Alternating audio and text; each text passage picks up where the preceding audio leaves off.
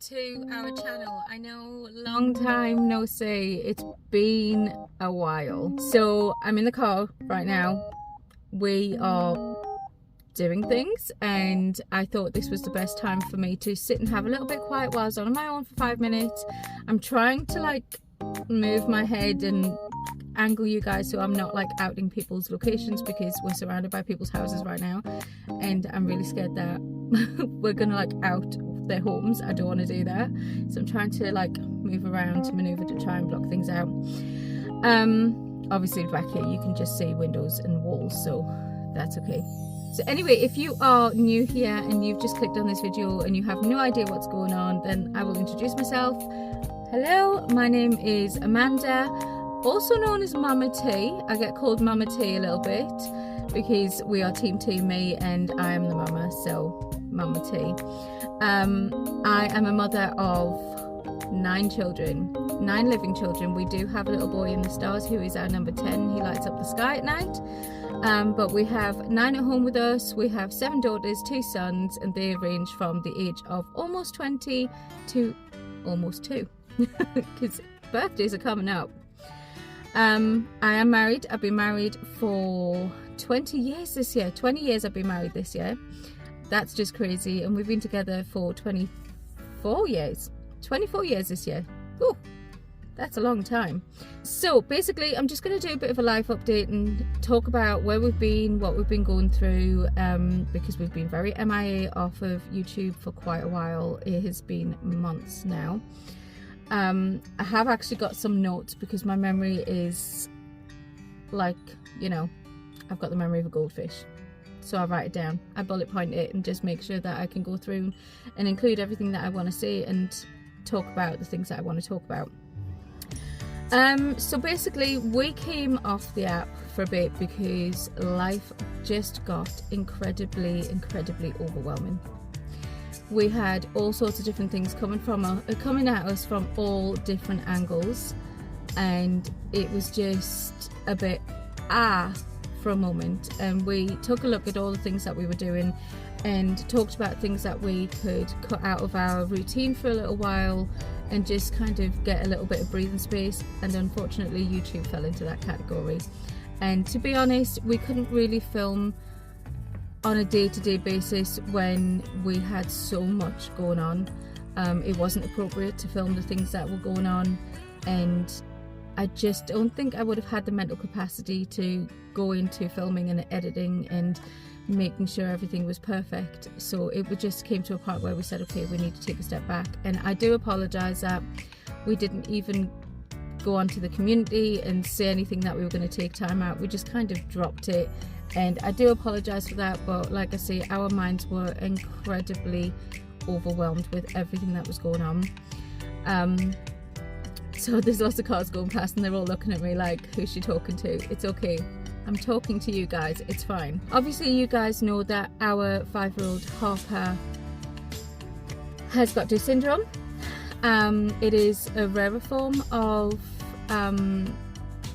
epilepsy. She has all different kinds of seizures on a day-to-day basis, and it can be very stressful for her, it can be very stressful for us.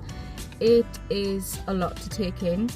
It has come to the point where it's very time consuming. It's very kind of, how do I put it, it's almost like it's got control of our lives. Everything has to base around her needs, which I'm not complaining about because she's my daughter and I would go to the nth of the earth for her, as I would all my children. But it's very difficult to do the normal things that you would normally do. We have to take extra precaution, we have to make sure everything's in the right place, all her medications are correct, that she's safe where she is. She also does have autism as well. We're still going through the procedure of getting that diagnosis down on paper, but they have said that this is autism, so we're just doing the kind of final bits and pieces that we need to do, and then hopefully they can provide us with some help for her there. A lot of her seizures affect her memory, so simple things like learning colours, numbers, she can learn them and she will be doing fine, and then she'll have a seizure and then it's all gone, all that memory is gone, so we have to start again. Things like nappies, she's still in nappies. Yes, she is 5, she's still in nappies, because every time we go through the potty training with her, it's forgotten, and it's almost like we're going round and round in circles. So it's a lot to be doing with her individually, and of course we've got all of the other children on top of this, and all of the other things that we're trying to deal with at the same time. So it's difficult. It is difficult. She is doing okay. She smiles through everything. She always keeps her smile on. She never complains.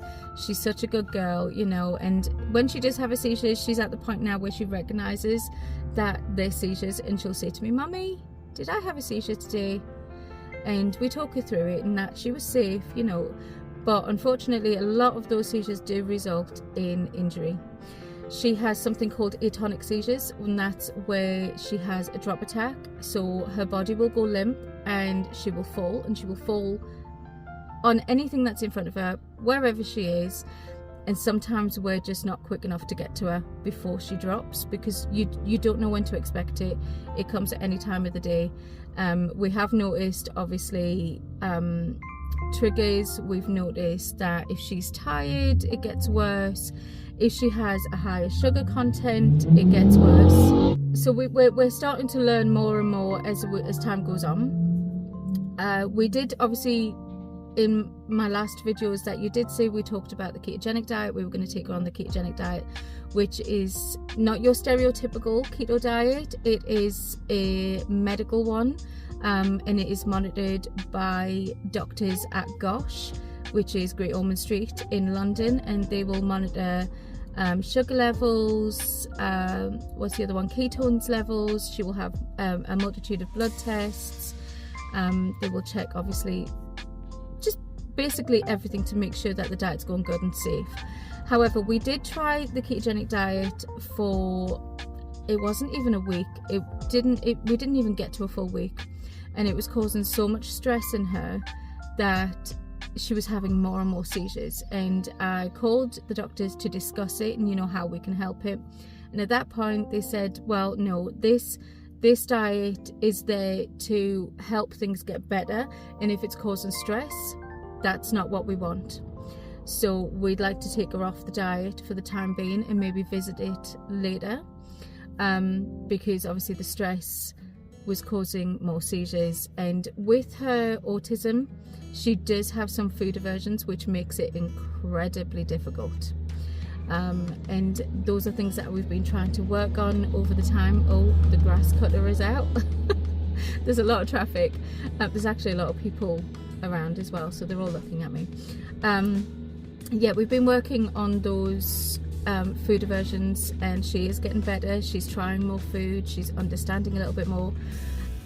Over the last week or so, her seizures have kicked off a little bit more, and we're now feeling that maybe it's something we need to revisit. So we're going to get onto the doctors and try and schedule some appointments so we can discuss that and get that ball rolling and see what we need to do, whether we need to go through the training again or we can just go ahead with it, because we've already got the things like the blood testing kits, her vitamins and things like that. So there's a whole load of things, and powders if she should need them. So we've already got all that. We've got all the information. It's just a case of making the meal plans, which is quite difficult. It is a bit of a headache trying to get through it all. It's very, very technical. There's a whole lot of maths involved. I'm not very good at maths, thank the Lord I have a Kevin, because Kevin is so good at maths. He's like a human calculator. So yeah, we've got all that to go through at the moment. But other than that, she's doing okay.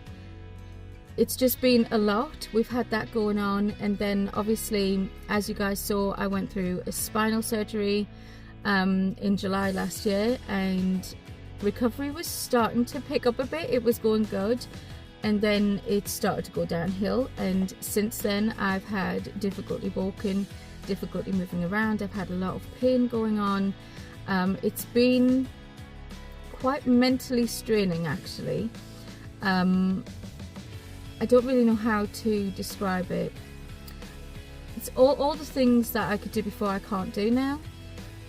Simple things like picking up the children, I have to get somebody else to pick them up so I can hold them. I can't dance with my kids, I can't run with my kids, I can't do any of that. I found myself over the last couple of months just doing nothing more than sitting around because it hurts to move, and I still don't have full feeling in my leg. As you will see, we have been doing some videos, we have been filming over the time that we have been absent. We've been doing the odd video here and there when we've had like good days, but there is some content in there that you will see coming up about my spine and my leg. It might not be a while until you see it, but when you get there you'll understand what I'm talking about, because things have been very, very difficult with my back, and it is an ongoing process. Whether or not I should need another surgery is going to be the question, so we'll get to that as you get through the videos to see what's coming up.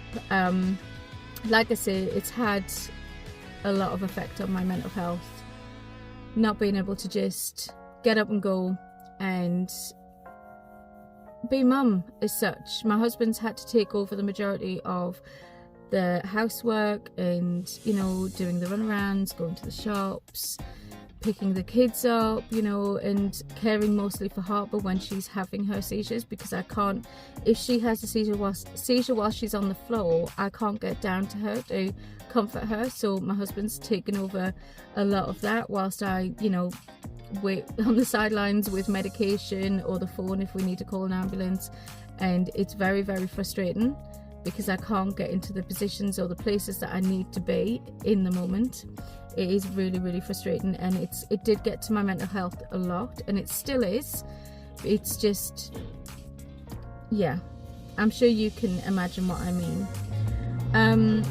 Obviously, alongside with Harper's illness and my spine, my husband has now become carer for Harper, and he's been helping take care of me on my means of getting around and doing what I need to. And that's created a financial strain because my husband isn't getting out to go and run his business. So there has been a massive financial strain on us, which in turn has created a whole lot more stress and trying to put things in the right place. And it's been a lot. It has been a lot. We're getting there, we are getting there, and hopefully soon something, you know, by some miracle, something will let up and things will start to turn in a better way and we can move forward with life, you know. I'm not saying that we're in a really bad place. We don't, you know, we're not really bad, but it's gotten to a point where it is a strain. I have been on TikTok a bit. I've kind of let myself be myself for a little while.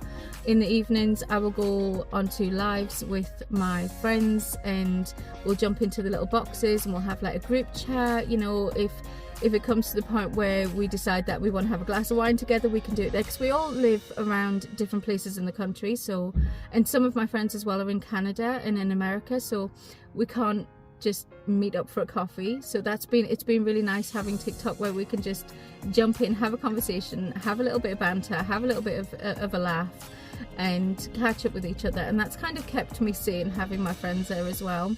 And when I'm not feeling okay or my mental health is just like, oh, you know, it's run down, my friends have been there to talk to, which has been absolutely amazing. And at the moment we are called the Brat Pack, which is just it's so funny. There was these little gifts on TikTok that had brat apples. They were little green apples with the word brat in the middle, and we had brat wars. So we'd jump into each other's lives and we'd gift loads of brat apples and then disappear out the live, and then they had to find us in somebody else's life, if that makes sense. It was quite funny. It went on for a while. We had a bit of a laugh and a giggle with it. It's just been nice to have my friends there to talk to, and my best friend who lives at the bottom of the country. It's been really, really nice to sit and have that time, and we can, you know, it's almost like having a FaceTime but in a group sense, and everybody's there and we meet new people all the time. It's really, really nice. So TikTok has been really helpful to myself when it comes to just being sat around and not having anybody to really talk to outside of the family, and not being able to get up and do the things that I want to do. So it has been very, very helpful. And it, of course, as well, if Harper was to need me when I'm having those conversations, you know, if I'm in a box and we're in live, I know that I can say to my friend, disconnect me quickly. She understands what's going on. She will kick me out of the live and I can be with Harper if she needs it. So it all works out really well. You know, I'm not going out for coffee with a friend and then getting a phone call and having to race home. It's been really nice, actually. I do recommend it. If you want to keep in touch with somebody, then definitely have that group chat. It's just a shame that you can't lock the live, so other people that are coming in for no good with their little, you know, trolling, it's a shame that you can't just block that out and just have this group room where you can sit and talk as friends without people jumping in with horrible things to say, because it's just not needed, really, is it? That's the only bad thing about TikTok, is there is a lot of trolling. I have noticed that. But regardless to that, it's nice to catch up and talk to friends. Obviously, I've talked about my personal health with my spine and my mental health and things, how things have been going. Over the last couple of weeks, my health has declined a little bit. I've been in cahoots with my doctor, and I had an issue with my B12, vitamin D, iron levels, all kind of went kaplunk. And I started feeling really tired all the time. I got incredibly pale. I still am pale. Makeup helps to hide that. Things like heart palpitations, I was feeling faint. Yeah, they all kind of dropped really, really low. I've just spoke to my doctor again, and we have some more blood tests coming up that I've got to go and get done. I'm just waiting for the blood forms to come through from my doctor so we can check on that. But it's been a lot, and I think because when you're in a, not a bad mental state, but you're in a mental state where things just aren't going right, and you get very, very overwhelmed, and then you tend to forget to take care of yourself in that process. And it's not until things go, oh yeah, you know, your body says no, you're not okay right now, that's when you go, oh well, hang on a minute, I need to take care of this, because if I take care of myself, then I know that I'm there for my children. So yeah, it's been an ongoing thing, but it's getting sorted. Obviously, I do have a lot of weight to lose as well, which is putting pressure on my spine, which I need to very much take care of. But again, with that overwhelming sense of everything going on and trying to take care of everything, it's getting the time to put your concentration towards yourself and to things like weight loss and taking your supplements and checking on yourself. It gets to a point of being so overwhelmed that you forget about that. So at this point, I know I need to go and get all that sorted out and dealt with, so that I'm healthy and able to get back to my children, take care of them. Do you know what I mean? And not have that full strain of all of that on Kevin, because I know that it's a lot for him to take on. Obviously as well, you know that we are homeschoolers, and all of our children, well, the majority of the younger ones kind of just do their own creative learning, but the majority of we homeschool, and I have to say it's become very, very difficult in the midst of everything, and we're trying our best to keep on top of it. Unfortunately, the schools that are around us don't have any places at present, so we don't have that option to put them back into public school. There's waiting lists as long as my arm, so it's just, by the time that they would get into the school, they would be so very behind, and then trying to play catch up, and it's just not going to work.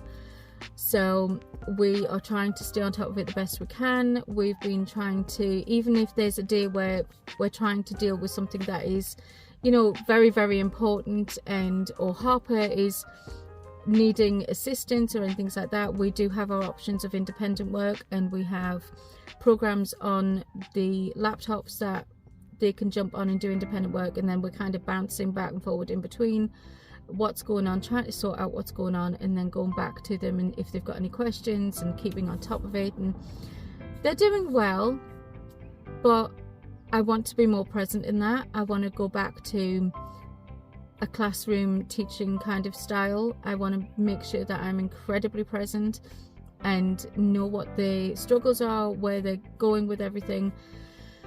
It's a lot. And like I said, we don't have that option to get them back into school because there are no places. There's nothing. We've been through most of the schools right all the way around where we are, and there is just no places. From what we've been told, there is an enormous amount of children and not enough teachers, not enough classrooms. So there's that. So we're trying to get on top of that. But yeah, obviously there's a lot of things that we don't share because things are private and we don't want to put our entire lives out on social media. So there's a lot more going on that I can't really talk about, but I'm just hoping that we can find a routine of dealing with all of this stuff and trying to just put everything back together. Obviously, when Harper was diagnosed, that threw us, you know, that's nobody ever expects their child to be going through something as big as that, and it caught us off guard, and it threw our whole lives up in the air, and we're just trying to find balance with that. Obviously, none of this is her fault. This is something that she shouldn't have. You know, this is something that we would love to take off her. I'd take it on myself if it meant it left her alone. But I can't do that. So the best thing I can do is love, support, and take care of her, as does Kevin. But we will get there. I'm sure we will. I'm going to try and get videos out as scheduled as I can. I'm hoping that I can get some videos filmed in advance, so then when we need to go and take those days off because we want to go and deal with the things that we need to deal with, then it's not going to put us out of schedule on here, because I do miss doing it. You know, I love the excitement of it. I love watching the videos back of the kids growing up and the exciting things that we do. I miss it. I do miss it. So we're trying to get back into that routine, but it is gonna take time. And like I say, it's been since 2023. I'm sure it was 2023 October or August 2023 she was diagnosed. Like I say, my memory's terrible. That's part of